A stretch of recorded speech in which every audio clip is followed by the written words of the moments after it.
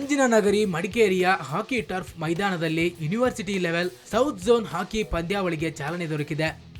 4 ದಿನಗಳವರೆಗೆ ನಡೆಯಲಿರುವ ಹಾಕಿ ಪಂದ್ಯಾವಳಿಯಲ್ಲಿ ಆಂಧ್ರಪ್ರದೇಶ, ತಮಿಳುನಾಡು, ಕೇರಳ, ಪಾಂಡಿಚೇರಿ ರಾಜ್ಯಗಳ ಸುಮಾರು 18 ಮಹಿಳಾ ತಂಡಗಳು ಭಾಗವಹಿಸಲಿವೆ.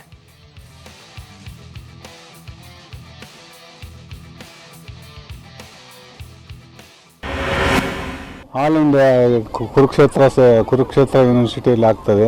ಫ್ರಮ್ ಸೆಕೆಂಡ್ ಆನ್ವರ್ಡ್ಸ್ ಕ್ವಾಲಿಫೈಯರ್ ಅಂತ ಇಲ್ಲಿ 4 ಟೀಮ್ ಕ್ವಾಲಿಫೈ ಆಗುತ್ತೆ. 4 ಟೀಮ್ ಮೆಂಬರ್ಸ್ನು ನಾವು ಅಲ್ಲಿಗೆ ಆಲ್ ಇಂಡಿಯಾಕ್ಕೆ ಕಳಿಸ್ಕೊಡ್ತಾ ಇದ್ದೇವೆ. ಸೊ ಇದು ಇಲ್ಲಿ 5 ಡೇಸ್ ನಡೀತಾ ಇದೆ.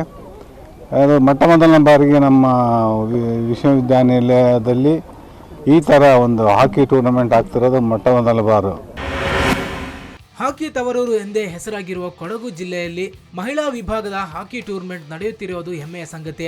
ಅದರಲ್ಲಿಯೂ ಕೊಡಗಿನ ಹೆಚ್ಚಿನ ಹಾಕಿ ಪಟುಗಳು ಅಂತಾರಾಷ್ಟ್ರೀಯ ಮಟ್ಟದಲ್ಲಿ ಪಾಲ್ಗೊಳ್ಳುತ್ತಿದ್ದಾರೆ.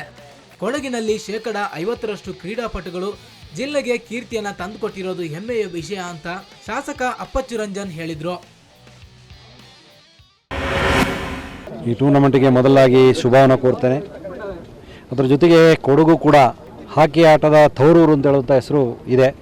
ಹಾಕಿ ಆಟ ನಡೀತಾ ಇರೋದು ಭಾಳ ಸಂತೋಷದ ವಿಚಾರ. ಅದರಲ್ಲೂ ಕೂಡ ಮ್ಯಾಂಗ್ಳೂರು ಯೂನಿವರ್ಸಿಟಿಯವರು ಇದನ್ನು ಆರ್ಗನೈಸ್ ಮಾಡಿದ್ದಾರೆ. ಭಾಳ ಚೆನ್ನಾಗಿ ಆರ್ಗನೈಸ್ ಮಾಡಿದ್ದಾರೆ. ಸುಮಾರು 28 ಟೀಮ್ಗಳು ಬಂದಿದೆ ಅಂತ ನಮ್ಮ ಗಮನಕ್ಕೆ ಬಂದಿದೆ. ಸುಮಾರು 3 ದಿವಸದ ಮಟ್ಟಿಗೆ ಈ ಟೂರ್ನಮೆಂಟ್ ನಡೀತದೆ. ಎಲ್ಲರಿಗೂ ಶುಭ ಆಗಲಿ ಅಂತ ಹೇಳುವಂಥ ವಿಚಾರವನ್ನು ಹೇಳ್ತಾ ಎಲ್ಲರೂ ಕ್ರೀಡಾಪಟುಗಳು ಕ್ರೀಡಾ ಮನೋಭಾವನೆಯಿಂದ ಸಹಕರಿಸಬೇಕು.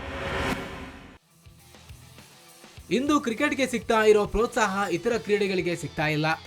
ಹೀಗಿರುವಾಗ ಕೊಡಗಿನಲ್ಲಿ ಹಾಕಿಗೆ ಎಲ್ಲಿಲ್ಲದ ಮನ್ನಣೆ.